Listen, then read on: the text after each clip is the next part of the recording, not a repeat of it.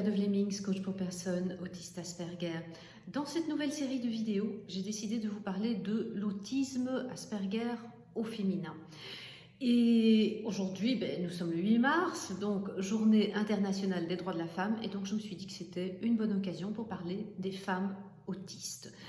Alors, cette série de vidéos est un petit peu différente en ce sens que je n'ai pas écrit mes textes. Donc, je vais également témoigner de ce que moi, je vis en tant qu'autiste, ce qui n'est peut-être pas ce que vous, femmes autistes, vous vivez, évidemment. Chacune vit les choses à sa manière. Alors, l'autisme féminin, c'est ce que Julie Daché appelle une différence invisible et c'est un handicap invisible parce que très souvent, en tant que femme autiste, on a appris à s'adapter. On a une meilleure maîtrise des codes sociaux, on a une meilleure maîtrise des interactions sociales. Et donc, on va passer un peu plus aisément sur le radar. On va aussi rechercher plus facilement des amitiés.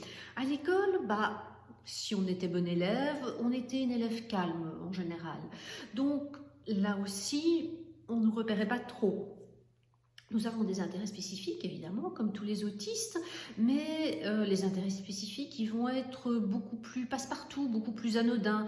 Chez moi, par exemple, j'ai un intérêt spécifique dans la nature, dans l'art floral japonais, dans tout ce qui est le développement personnel, dans l'alimentation. Bon, ça peut passer comme des hobbies, donc ça ne va pas nécessairement pointer vers l'autisme, c'est le faisceau de signes qui va pointer vers l'autisme.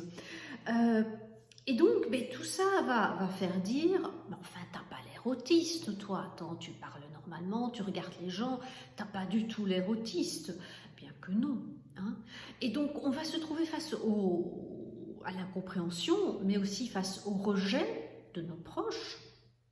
Et c'est très dur d'avoir quelqu'un qu'on aime bien qui vous dit « mais enfin, t'as pas l'air autiste, toi », mais aussi face au rejet de la part du corps médical, parce que, je le répète encore une fois, le corps médical n'est pas formé à dépister les femmes autistes Asperger. Déjà, les tests sont plutôt faits pour les garçons et pas pour les filles. Et en plus, ils n'ont pas eu de formation, que ce soit les généralistes, que ce soit les psychologues, que ce soit les psychiatres, ils n'ont pas eu cette formation qui leur permet de détecter l'autisme. Alors, ils vont dire, oui, vous êtes dépressive, vous êtes anxieuse, vous avez des troubles alimentaires,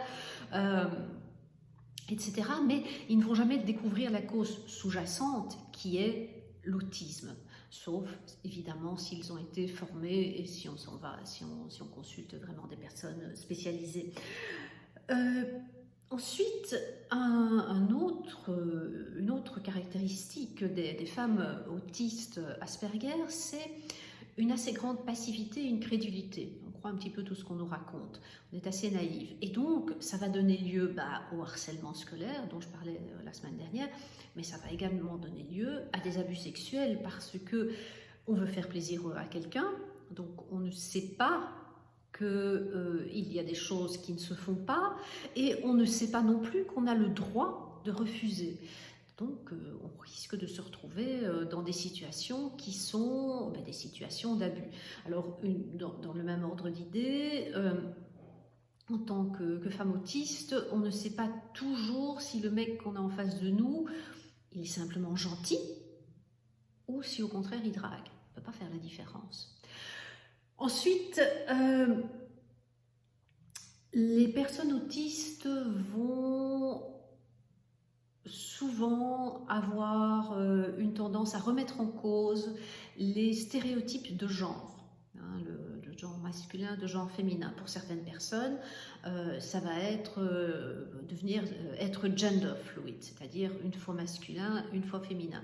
Pour d'autres personnes, ça va être un petit peu différent. Chez moi, ça s'exprime effectivement, mais d'une manière beaucoup plus subtile, beaucoup plus diffuse. Je ne supporte pas, par exemple, que l'on m'appelle par le nom de mon époux.